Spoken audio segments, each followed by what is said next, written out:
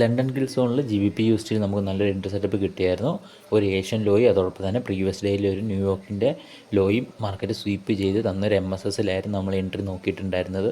എൻട്രിക്ക് ശേഷം മാർക്കറ്റിൽ നല്ലൊരു മാനിപ്പുലേഷൻ ഉണ്ടായിരുന്നു. പക്ഷേ എൻ്റെ എൻട്രി സെറ്റപ്പിൽ ഞാൻ ട്രസ്റ്റ് ചെയ്യുന്നുണ്ടായിരുന്നു, ഞാനത് ഹോൾഡ് ചെയ്യുകയായിരുന്നു.